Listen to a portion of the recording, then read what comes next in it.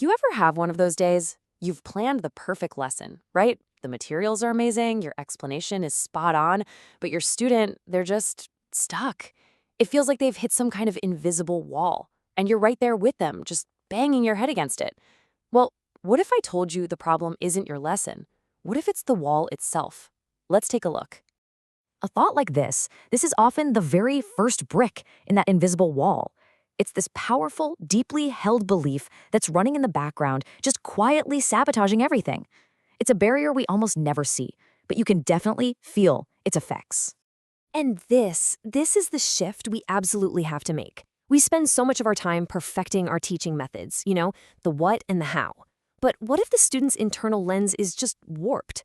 If their core beliefs about learning are actively working against them, our perfect lesson is always going to look distorted on their end. So what is this wall actually made of? It's not a lack of talent, it's not a lack of intelligence. Nope, it's built brick by powerful brick from a collection of their beliefs. Now, this is a really critical idea.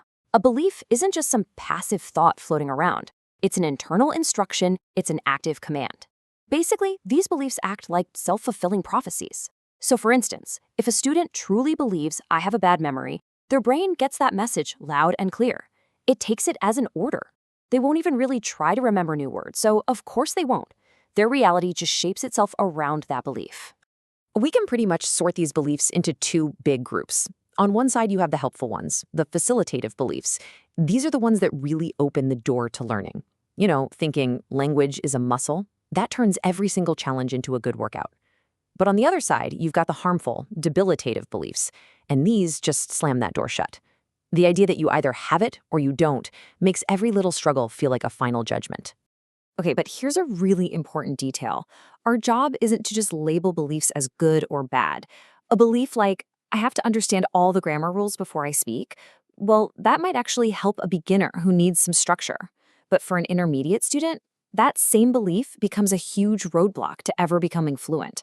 The real question we have to ask is, does this belief help this specific student right here, right now? So, if these beliefs are so incredibly important, why do we so often, ignore them? The reasons are actually completely understandable. It's a real dilemma for us as teachers, and if you've ever felt hesitant about this stuff, you're definitely not alone. I mean, do any of these sound familiar? Hey, I'm a teacher, not a therapist. Or, my training was in verb tenses, not mindsets.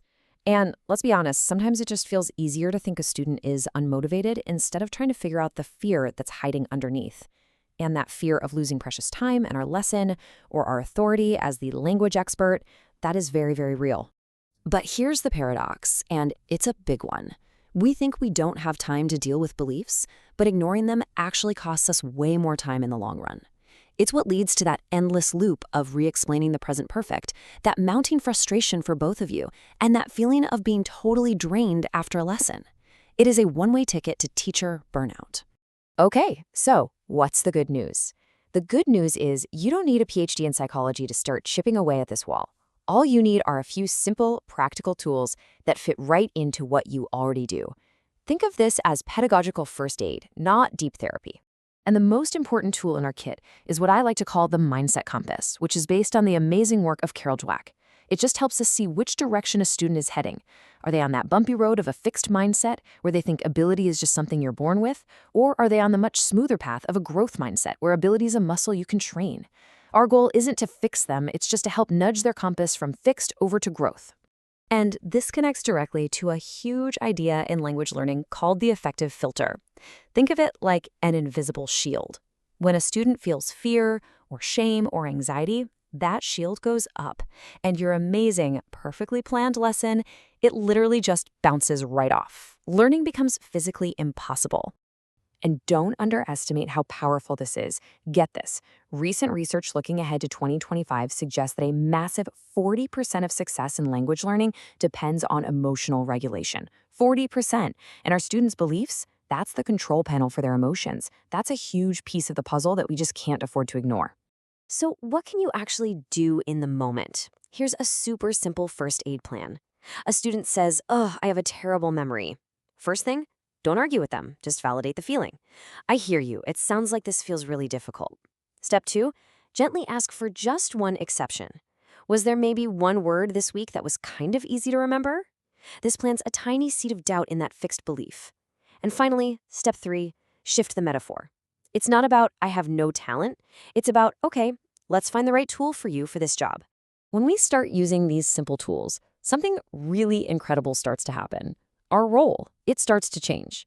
We begin to move from just being a person who explains content to becoming something way more powerful, a learning coach. And this gets to the absolute heart of it all. We're not just teaching English, are we? We're helping our students develop their learning literacy. We're teaching them how to learn. When you address these hidden beliefs, you're empowering your students for life. You're giving them a compass they can use long after your lessons with them are over. And hey, the benefits for you are enormous. You get back all those hours you used to spend reteaching the same thing over and over. You protect yourself from burning out because you're actually getting to the root of the problem. And you build this incredible level of trust and loyalty that keeps students coming back. That invisible wall, it doesn't just get a crack in it, it starts to come down. But before we wrap this up, there is one last and maybe most important piece to this puzzle. And it means we have to turn the lens away from our students and point it right back at ourselves. It's something called the teacher's mirror effect. The research on this is so clear. Our students are mirrors. They reflect our own deep down beliefs about their potential. So if we, somewhere inside, believe a student is just a bit slow or that it's almost impossible for them to reach a high level, we will send that message. We'll send it without saying a word, through our body language, our feedback, how we pace our lessons.